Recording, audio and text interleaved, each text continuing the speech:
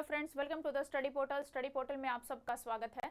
आज की वीडियो में आपके लिए लेकर आई दोस्तों पॉलिटिकल साइंस का मॉक टेस्ट नंबर 6, यानी कि जो भी स्टूडेंट पॉलिटिकल साइंस से टीचिंग एग्जाम देने वाले हैं तो आपके एग्जाम पॉइंट ऑफ व्यू से इंपॉर्टेंट एमसीक्यूज रहेंगे।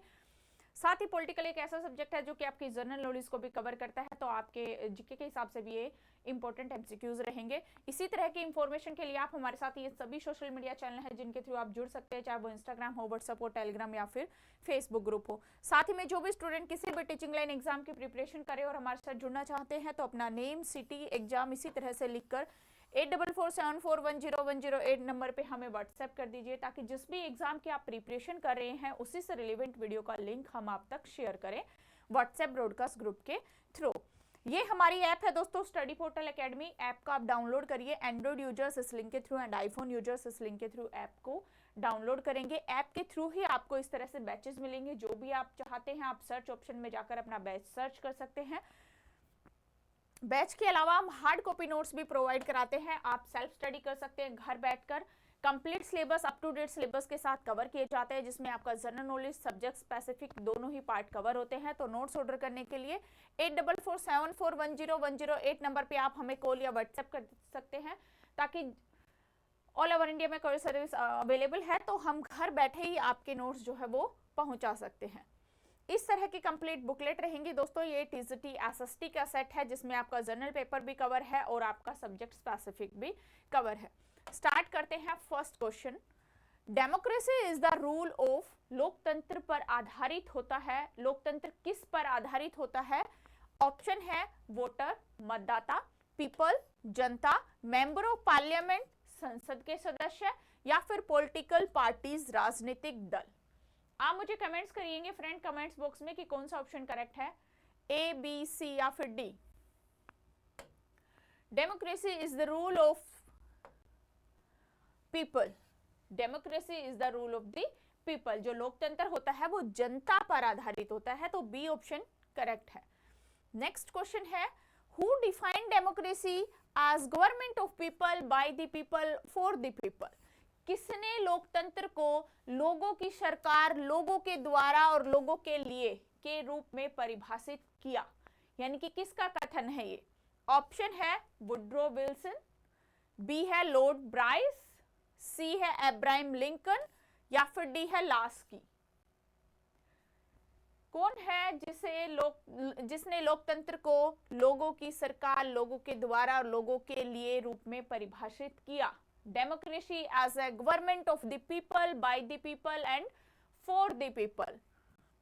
राइट ऑप्शन है सी, अब्राहम लिंकन। ये कथन है दोस्तों अब्राहम लिंकन का, तो ऑप्शन सी जो है यहाँ पर करेक्ट रहेगा। नेक्स्ट क्वेश्चन है, Lord Bryce has written that form of government in which the ruling power of the state is legally vested not in any particular class but in the member of the community as a whole. Which form of government he is referring to? Lord Bryce ने लिखा है वह शासन प्रणाली जिसमें राज्य की सत्ता कानूनी रूप से किसी खास वर्ग के बजाय समाज के सभी सदस्यों में निहित होती है। वे किस शासन प्रणाली की बात कर रहे हैं? डेमोक्रेसी की कर रहे हैं, या फिर पार्लियामेंट्री गवर्नमेंट, एक संसदीय शासन की कर रहे हैं, या फिर फेडरल गवर्नमेंट, संघीय शासन की बात करते हैं, या फिर यूनिटरी गवर्नमेंट, एकात्मक शासन की बात करते हैं? कमेंट्स करिए फ्रेंड कौन सा ऑप्शन राइट है। लॉर्ड ब्राइस का ये स्टेटमेंट है, राइट ऑप्शन है फ्रेंड ऑप्शन ए, डेमोक्रेसी, यानी कि लोकतंत्र, जिसमें जो कानून होता है वो किसी एक के बजाय, पर्टिकुलर शख्स की बजाय सभी सदस्यों के अंदर, समाज की पूरी समाज के अंदर निहित होता है। नेक्स्ट क्वेश्चन है, the two words demos and kratos from which democracy draws its origin belong to. Demos और कैराटोस शब्द जिनमें लोकतंत्र की उत्पत्ति हुई वे किस भाषा के हैं? ऑप्शन है लैटिन लैंग्वेज, यानी कि लैटिन भाषा, या फिर ग्रीक लैंग्वेज, ग्रीक भाषा, या फिर फ्रेंच लैंग्वेज, फ्रेंच भाषा, या फिर स्पेनिश लैंग्वेज, स्पेनिश भाषा। डेमोस और क्रेटोस दो शब्द है जहां से लोकतंत्र की यानी कि डेमोक्रेसी शब्द की उत्पत्ति हुई, वो ग्रीक भाषा से संबंधित है। तो बी ऑप्शन यहां पर करेक्ट है। नेक्स्ट क्वेश्चन है, the two form of democracy are, लोकतंत्र के दो प्रकार कौन से हैं? पार्लियामेंट्रियन प्रेसिडेंट, संसदीय और राष्ट्रपति प्रणाली, या फिर डायरेक्ट और इनडायरेक्ट, प्रत्यक्ष और अप्रत्यक्ष प्रणाली, या फिर मोनार्किकल एंड रिपब्लिकन, राजशाही और गणतंत्र, या फिर नन ऑफ दी अबव, इनमें से कोई नहीं। क्या होता है डेमोक्रेसी सरकार के अंदर? कोई दो प्रकार होते हैं। कौन सा ऑप्शन करेक्ट है? डेमोक्रेसी फॉर्म में डायरेक्ट और इनडायरेक्ट, ये दो प्रकार के फॉर्म्स होते हैं, यानी कि प्रत्यक्ष और अप्रत्यक्ष। नेक्स्ट क्वेश्चन है, which one of the following theories of democracy according to high priority to the political rights of citizens, लोकतंत्र के निम्नलिखित सिद्धांतों में से कौन सा नागरिकों के राजनीतिक अधिकारों को सबसे अधिक महत्व देता है? Pluralist theory of democracy, pluralist सिद्धांत, या फिर एलिस्टिक डेमोक्रेसी, एलिस्टिक सिद्धांत, या फिर मार्क्सिस्ट थ्योरी ऑफ डेमोक्रेसी, मार्क्सवादी सिद्धांत, या फिर liberal theory of democracy, liberal सिद्धांत। कौन सा है जो नागरिकों के राजनीतिक अधिकारों को सबसे अधिक महत्व देते हैं? वो है liberal theory of democracy. D option correct है। नेक्स्ट क्वेश्चन है, which theory of democracy attach great importance to the economic rights of man, लोकतंत्र के किस सिद्धांत में मानव के आर्थिक अधिकारों को सबसे ज्यादा महत्व दिया गया? मार्क्सिस्ट थ्योरी, मार्क्सवादी सिद्धांत में, एलिट थ्योरी, एलिट सिद्धांत में, प्लूरलिस्ट थ्योरी, प्लूरलिस्ट सिद्धांत में, या फिर ऑल ऑफ दी अबव, उपरोक्त सभी। लोकतंत्र के किस सिद्धांत में मानव के आर्थिक अधिकारों को सबसे ज्यादा महत्व दिया गया? Which theory of democracy attach great importance to the economic right of a man? Right option is the A, Marxist theory, यानी कि मार्क्सवादी सिद्धांत में। नेक्स्ट क्वेश्चन है, the terms liberty has been drawn from the Latin terms, liberty शब्द जो है Latin शब्द से लिया गया। कौन सा? लिबेल, लिंगुआ, लेबर, लीबर। लिबर्टी जो शब्द है वो किस लैटिन शब्द से लिया गया है? कमेंट्स करिए फ्रेंड। राइट ऑप्शन है यहां पर ऑप्शन डी, लैटिन शब्द लिबर्टी शब्द जो है वो लिबर शब्द से, जो कि लैटिन शब्द है, लिबर से लिया गया है। नेक्स्ट क्वेश्चन है, one of the major factor that have stimulate the globalization process, वैश्वीकरण की प्रक्रिया को बढ़ावा देने वाले प्रमुख कारकों में से एक है इफेक्टिव यूटिलाइजेशन ऑफ रिसोर्सेज, संसाधनों का प्रभावी उपयोग, या फिर increase in income and wealth, आय और संपत्ति में वृद्धि, या फिर विलिंगनेस टू कोऑपरेट, सहयोग करने की इच्छा, या फिर रैपिड इंप्रूवमेंट इन टेक्नोलॉजी, प्रौद्योगिकी में तीव्र सुधार। क्या है वैश्वीकरण की प्रक्रिया को बढ़ावा देने वाले प्रमुख कारणों में से? रैपिड इंप्रूवमेंट इन टेक्नोलॉजी, यानी कि प्रौद्योगिकी में तीव्र सुधार। तो डी ऑप्शन यहां पर करेक्ट है। नेक्स्ट क्वेश्चन है, removing barriers on restriction set by the government is called, सरकार के द्वारा लगाए गए प्रतिबंधों या सीमाओं को हटाना क्या कहलाता है?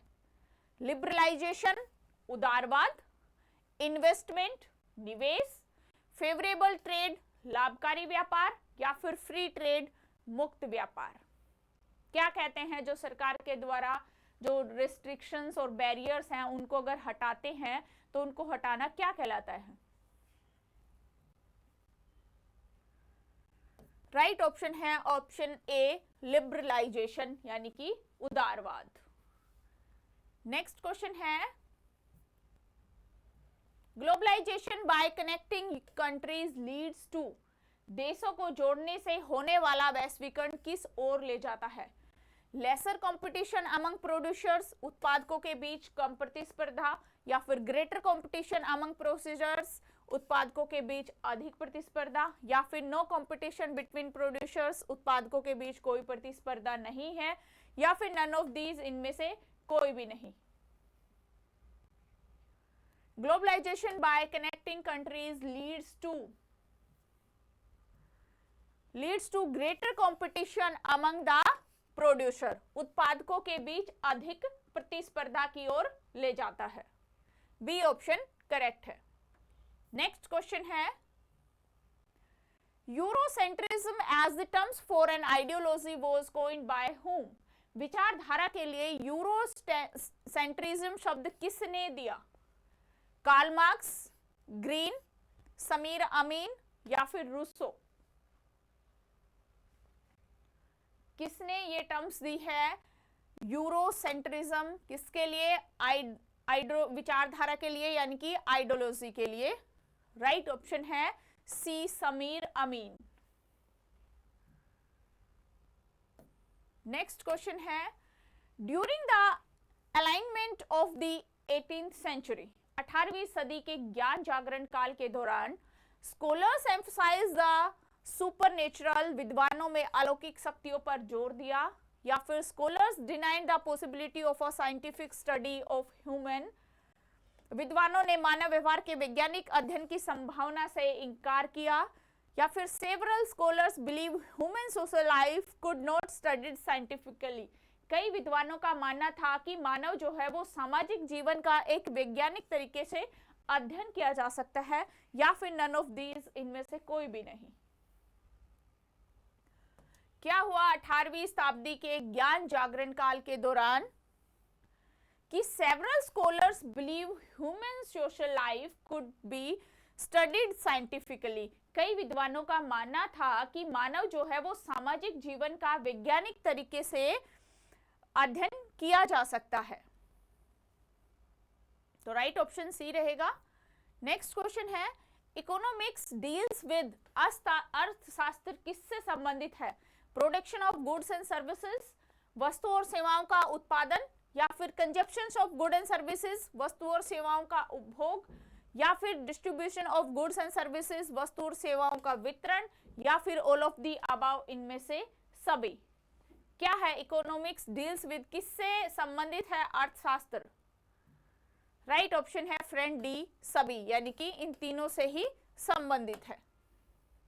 नेक्स्ट क्वेश्चन है, the social science that deals with the human use of the natural environment is, वह सामाजिक विज्ञान जो मानव द्वारा प्राकृतिक पर्यावरण के उपयोग से संबंधित है।